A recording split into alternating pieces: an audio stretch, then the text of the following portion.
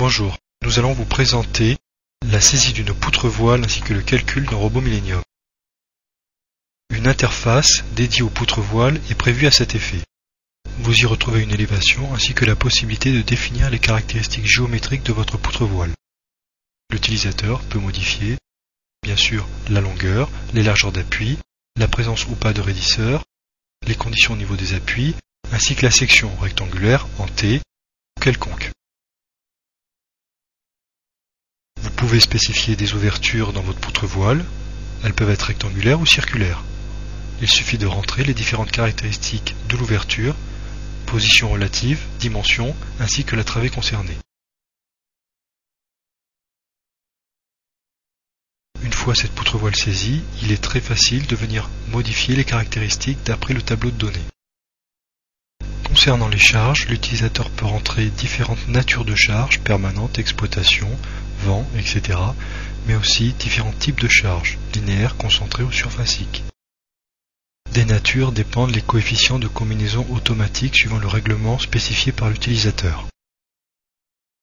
Chaque charge rentrée par l'utilisateur peut à tout moment être modifiée, et ce, à l'aide du tableau prévu à cet effet. Chaque utilisateur peut aussi personnaliser ses unités de mesure ainsi que ses unités de force. Le module poutre-voile dispose d'options très perfectionnées pour l'optimisation des calculs.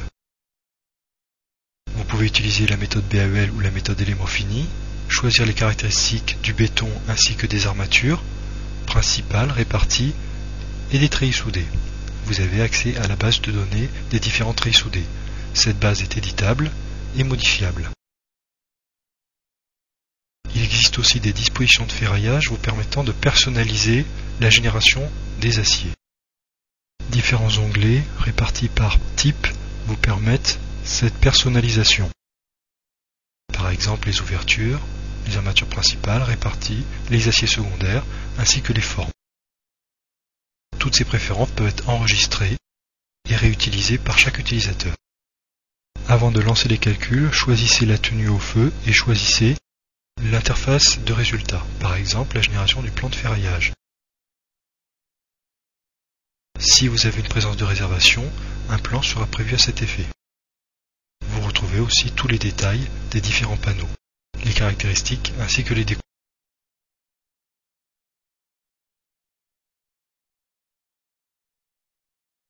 Dans le bureau ferraillage, l'utilisateur a la possibilité de venir modifier chaque élément mis en place.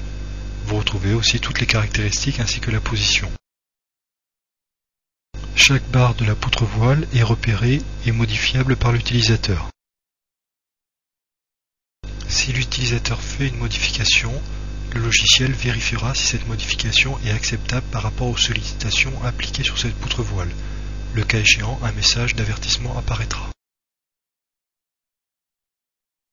Une note de calcul peut être générée où vous retrouverez tous les résultats, hypothèses, sections d'acier, théoriques et réelles, mais aussi toutes les barres ainsi qu'un quantitatif précis.